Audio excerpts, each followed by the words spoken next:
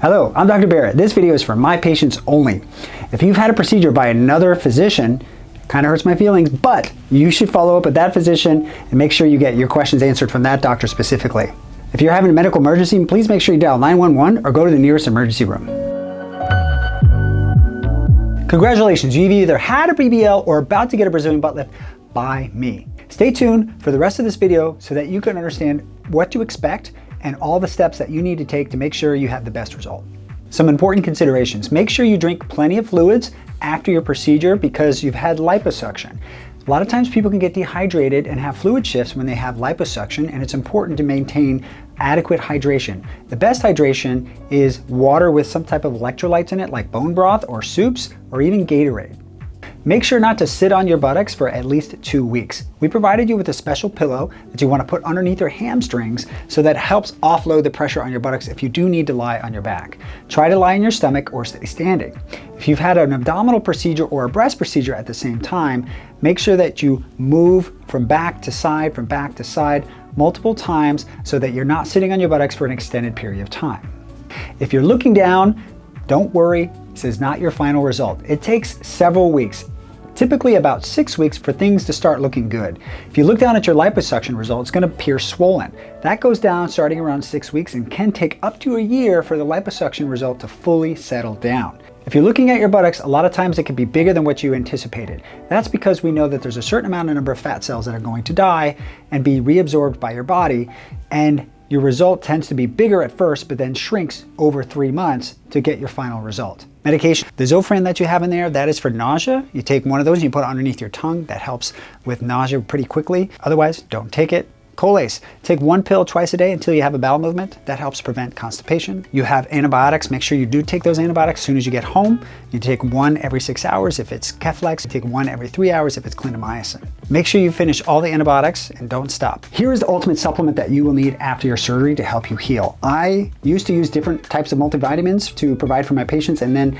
I figured out that there's some things that I couldn't find in commercially available products, so I went ahead and designed my own. Okay, so there's before and then there's after. Before, you want to take 15 days prior to your surgery. A lot of times after surgery, your stomach can't really absorb things very well, so you want to start ahead of time. Take 4 of these every single day so to make sure you have the nutrients you need to go through your surgery successful. Okay, and then afterwards, you want to take 5 of these for 30 days afterwards to make sure you have all of the supplements and nutrients that you need for your body to heal after your big day. You can take these on an empty stomach or with food, it doesn't really matter. You want to start the day of your procedure, so don't wait till the next day, start right away, before and after. Makes sense. Calm. This is my magnesium supplement. It has 7 different types of magnesium in it. That is very important for absorption. Most of the magnesiums you'll find on the internet, very few of them have more than 1 type of magnesium, and they're most commonly the magnesium that doesn't get absorbed. So you need magnesium that gets absorbed into your body, which this does, and helps relax muscles, it helps you sleep at night, it helps reduce pain, believe it or not. Most of us are magnesium deficient, and this solves that problem. Take 2 right after your surgery and 2 right before you go to bed, and 2 every day since then. I take this supplement every single day. This is something you can take even if you haven't had surgery, but it definitely helps after surgery with pain, muscle spasms, and helping you get to sleep. Calm.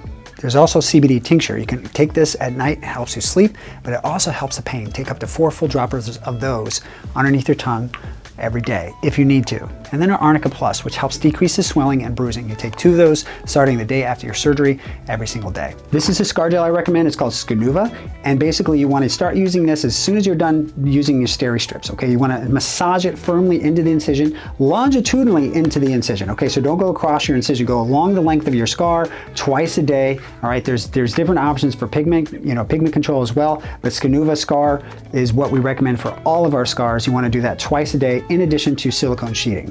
This is Masszymes. It's made by Bioptimizers. It is a fantastic vegetarian formula that has multiple enzymes that help you break down the food that you're eating and decrease inflammation in your body. Okay, why is this important? Well, your body goes through a very stressful event with surgery. This helps decrease the stress and inflammation in your body, and it's been shown that some of these enzymes actually break down and go into the bloodstream and help you heal faster, okay? But at the very least, it's great to help you absorb nutrients prior to surgery and after surgery, and to be honest with you, I take these every single day. I take 4 of these with every meal, and that's what I recommend for my patients 2 weeks prior to surgery and for 6 weeks after. Use the whole bottle. It will benefit your healing greatly, and it also gets rid of a lot of bloating and a lot of GI issues. A lot of my patients come back and they get this just for those reasons alone. These are my Barrett Scar Shield dots. These are perfect for small little incisions like underneath the chin for liposuction, or on the waist and thighs after a liposuction procedure for small incisions, okay? They're basically what I'm saying they are. They're dots, they're little silicone dots, and you can wear it to cover the little incisions, wherever that may be, for a total of 6 months. They're reusable, you can wash them, and each package comes with multiple of them. So to help you recover after your surgery, I put together the essentials of all the supplies that you would need and then some. This makes a great first aid kit, even if you don't use everything that's in here, but chances are you might need something that's in here. And I put it all together for you. Everything from earplugs, ice packs, to gloves, gauze, stuff that you would need after a surgery, stuff that I would want, high quality stuff that we can get at a wholesale price. And we're able to put this in here for you so that you don't have to run to the store to get all these individual things to help you recover after your surgery. Barrett Recovery Kit. You can take a shower 24 hours after your procedure time. All right, it's not necessary that you do, but if you feel like taking a shower, you can. You can let the water run over everything. Don't take a hot tub, bathtub, jacuzzi, swimming stuff until 6 weeks. Water running over is okay, but sitting in still water is not okay. Here's some things you can do to help improve your results. At the 2-week mark, you can set up lymphatic drainage massage. You can also do self-massage, nice circular motions, especially in the flank area, and circular motions, up to 5 minutes a day. This can often be done in the shower to help relax the areas and increase circulation. You can also sign up for Venus Legacy. That is a radiofrequency skin tightening that we often do on areas that you had liposuction to help improve the skin tightening result and help the area heal faster. An important note about compression garments. Compression garments are nice to have, they're not a need to have thing. They are there to help your swelling and to improve the appearance faster of your result. If you don't have compression, it's not a big deal. What we don't want to have is compression cutting off circulation to your hands or your feet, getting numbness, or if it's causing some irritation and rashing. Also, if it's cutting into things and causing indentations, we don't want to wear it in that situation. Your compression garment should fit snug and should help keep compression on the areas that we did liposuction and not on any compression on the areas that we did fat transfer.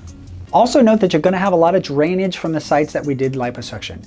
Sometimes you don't, but a lot of times you do. Make sure you put towels down when you sleep at nighttime so you don't ruin your bed sheets, and do know that it's not an emergency. It is normal to have some drainage from your access sites. It's important to walk around right after your surgery. Typical activity regimen for this surgery is to walk around, keeping your heart rate lower for the first 2 weeks, at least 3 times a day. Outside walks are great, get a little sunshine and fresh air if you can. After 2 weeks, you can start to do exercise. You can raise the heart rate up gently. Examples of this are stair workouts or incline treadmill walking. At week 4 and 6, you can generally return to more fuller activity, and by week 6, you should be able to get back to your normal exercise routine. So we use 4 layers of sutures in your incision. 2 of those layers are deeper, and those get absorbed by your body. Sometimes they pop out and they spit. If that happens, not a big deal. That can be removed with beauty scissors and tweezers. You just trim it. It's like a little piece of fishing wire. If not, come into the office and we can remove it for you. If you have the following, please give us a call.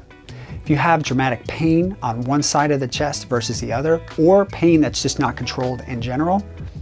If you have swelling that's dramatic, a little bit of swelling is normal, but especially if it's one side versus the other.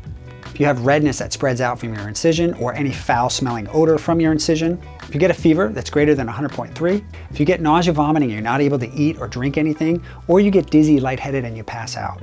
Congratulations on your Brazilian butt lift. If you have any other additional questions, please feel free to reach out to us and we'll get back to you. If not, I look forward to seeing you in the office.